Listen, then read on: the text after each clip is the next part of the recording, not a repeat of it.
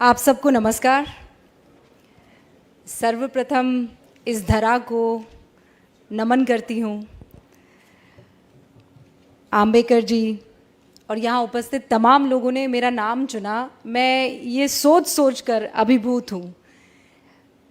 मैं किस्मत वाली हूँ कि आप लोगों के समक्ष हूँ, आप लोगों के सामने हूँ और अपने दिल की बात कह पा रही हूँ। वैसे तो बीच में वो स्क्रीन की छाया होती है, वो पर्दा होता है, आज वो पर्दा भी हट गया है, तो और ज़्यादा प्रसन्न हूँ कि आपकी आंखों में आंखें डालकर सच कह पाऊंगी। मैंने पूछा मुझे क्या कहना है, तो मुझे कहा गया बस कह दो। तो मैंने कहा कोई विषय है, तो कि जो आप चुन लो वो विषय है। तो मैंने चुन लिया वसुधा का कल्याण। मैंने चुन लिया कि इस धरा का कल्याण विषय अगर ये है तो कोई विचारधारा ले आए, चांद ले आए, सूरज ले आए, अगर देश प्रेम सर्वोपरि है तो फिर सब कबूल है, सब चल जाएगा। कोई विषय चल जाएगा, कोई समाज चल जाएगा, कोई धर्म चल जाएगा, कोई पंथ चल जाएगा, कोई लिंग चल जाएगा।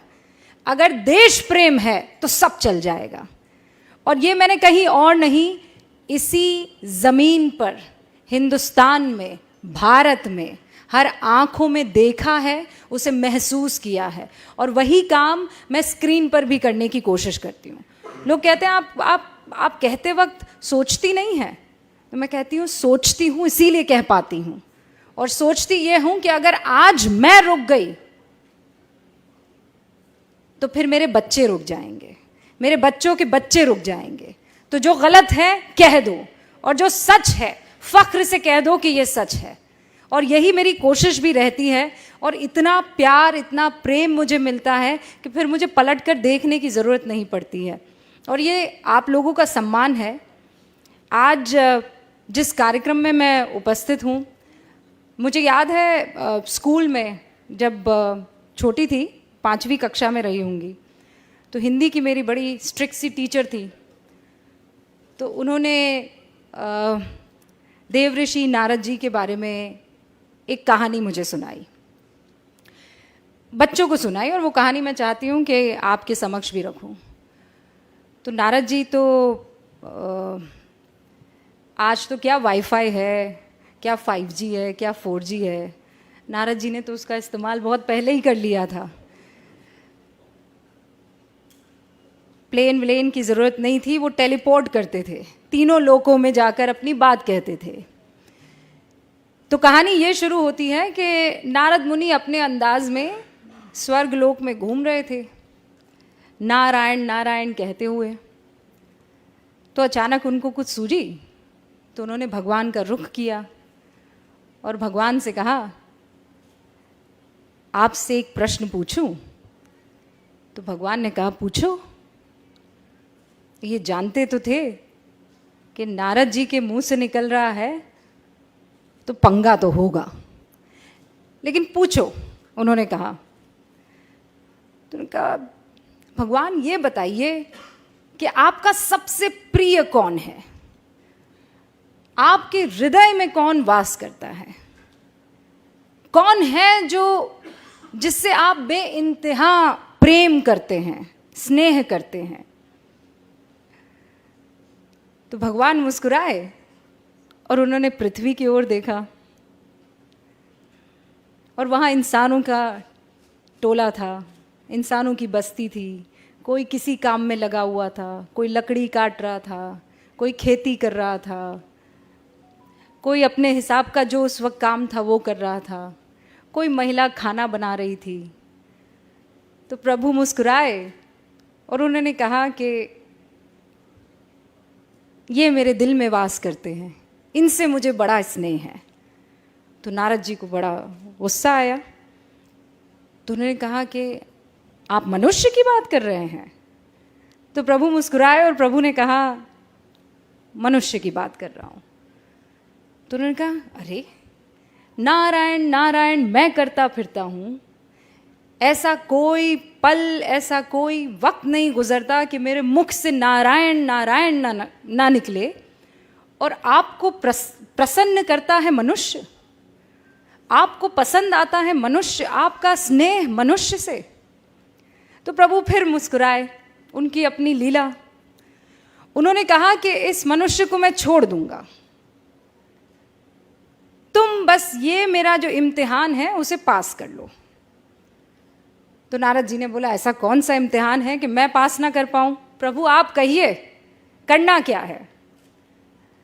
तो प्रभु ने देव ऋषि को कटोरा दिया बड़ा सा, और उसे एकदम एज तक दूध में भर दिया। और प्रभु ने कहा कि अब इसे तुम तीनों लोकों में लेकर घूमो, पर ध्यान रहे एक बूंद दूध की नीचे ना गिरने पाए। तो देव ऋषि ने कहा कि अरे ये क्या बड़ी बात हो गई, ये तो मैं चुटकियों में कर दूंगा। तो उन्होंने कहा फिर मिलते हैं। और नारद मुनि जी कटोरा थामे, दूध से भरा लबालब, तीनों लोकों का भ्रमण करके आ गए। प्रभु के सामने पहुंचे, प्रभु मुस्कुराए, कहा लौट आए? तो नारद जी ने तानी हुई भुओं के साथ कहा, प्रभु लौट आया, एक भी बूंद ना गिरी?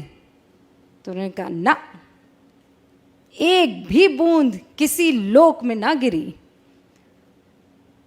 कहा ये तो बहुत ही गजब हो गया, इस बीच तुम मेरा नाम लेना कैसे भूल गए? तो उन्होंने माथा पकड़ा, उन्होंने कहा प्रभु ये तो बड़ी गलती हो गई, मैं सोच रहा था कि दूध ना गिरने पाए, मेरा तो सारा ध्यान दूध के कटोरे पर था, नारायण तो मुख से निकला नहीं।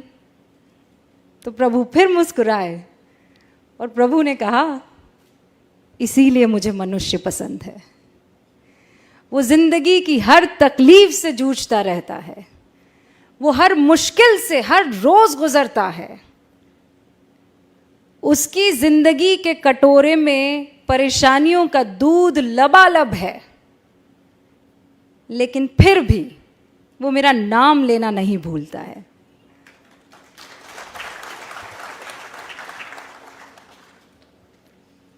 तो देव ऋषि भी मुस्कुराए, हाथ जोड़े और कहा प्रभु की लीला परंपार है, नारायण नारायण, और मनुष्य भी कमाल है।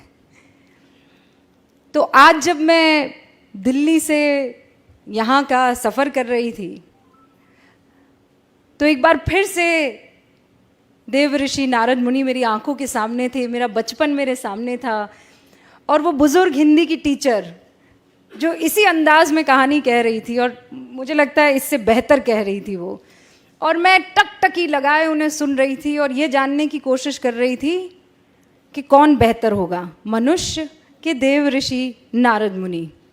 लेकिन प्रभु की लीला। अब इसे आप कट्टू जोड़ दीजिए पत्रकारिता में।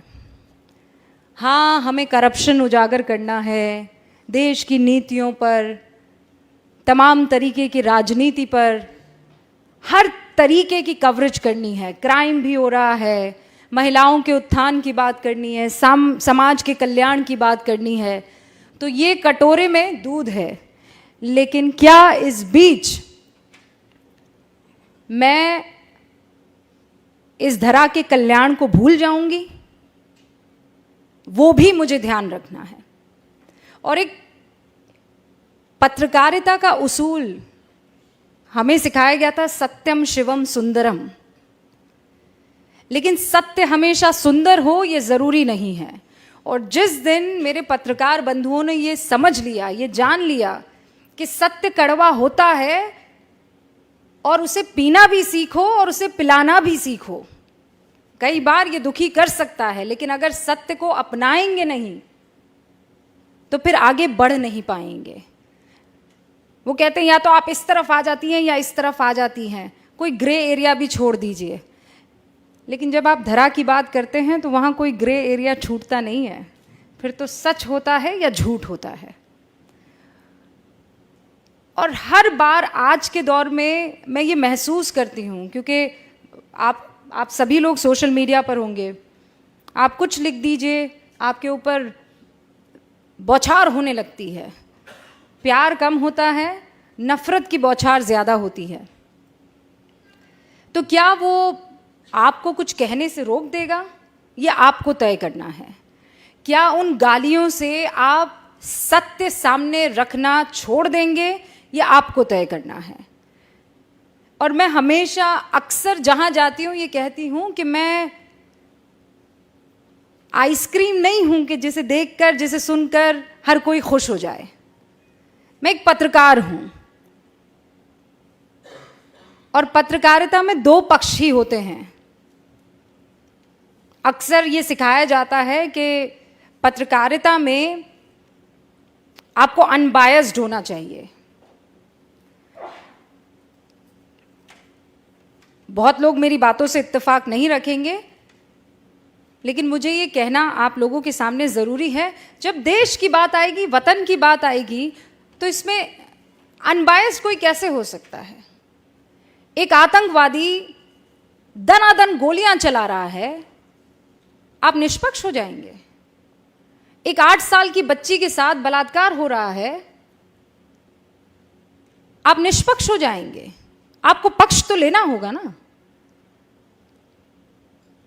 या आप जो कहते हैं कि इन मसलों पर निष्पक्षता चाहिए, इन मसलों पर निष्पक्षता कैसे हो सकती है? जब वतन की, जब धरा की, जब लोकतंत्र की, जब हिंदुस्तान की, जब भारत की बात आती है, तो इसमें निष्पक्षता कैसे हो सकती है? कोई माई का लाल मुझे बता दे कि नहीं, निष्पक्षता के नाम पर वो हिंदुस्तान को एक तरफ कर देगा और वो दूसरी तरफ खड़ा हो जाएगा। तो ऐसे में अगर कोई कह दे कि आप निष्पक्ष नहीं हैं, तो मुझे कबूल है। अगर हिंदुस्तान के साथ खड़े रहना, उसके मूल्यों के साथ खड़े रहना, उसके लोकतंत्र के साथ खड़े रहना निष्पक्षता नहीं है, तो मुझे कबूल है। और उन तमाम पत्रकार बंधुओं से ये बात मैं बहुत साफ तौर पर कह देना चाहती हूं कि जिस दिन आप बेझिझक, बगैर किसी डर के, बेखौफ होकर अपनी बात रखने लगेंगे, तो फिर आपको तालियों की दरकार नहीं रहेंगी। फिर मुख से दुआएं ही निकलेंगी, आशीर्वाद ही निकलेगा। और फिर आपको ये नहीं सोचना पड़ेगा कि मैं जाऊंगा तो 4 लोग मेरे लिए तालियां बजाएंगे कि नहीं बजाएंगे। उन तालियों की दरकार मत रखिए। बाहर से लोग क्या कहते हैं वो मत सोचिए। ये सोचिए कि इस वक्त इस ज़मीन को किस चीज़ की ज़रूरत है। इस ज़मीन को निडरता की ज़रूरत है, इंस्पेक्शन की ज़रूरत है, आत्मचिंतन की और मंथन की ज़रूरत है। और फिर मैं कह रही हूँ, कोई विचारधारा हो ना, किसी को चांद पसंद है, कोई ना, किसी को सूरज पसंद है, कोई ना, पर है तो धरा ही के ना, है तो धरती ही के। और जब तक वो धरती में सम्मिलित है, वो चांद हो कि सूरज हो, वो हमारे हैं और हम उनके साथ खड़े हैं।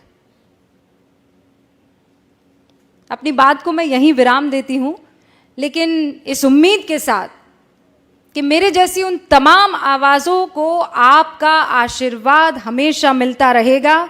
और जब तक आपका आशीर्वाद रहेगा, जब तक हिंदुस्तान की जनता की आंखों में जो ऐसी चमक मैं देख पा रही हूँ, चमक रहेगी, हिंदुस्तान को विश्व गुरु बनने से फिर कोई नहीं रोक सकता है।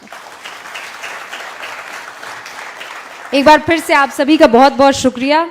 और मुझे बहुत खुशी हुई आप सबके बीच में आकर अपनी बात रखने की। ऐसा लग रहा था जैसे मैं नहीं, दो मन आपस में बात कर रहे हो, दिल से दिल तक एक बात पहुंची हो। बहुत बहुत शुक्रिया आप सभी का।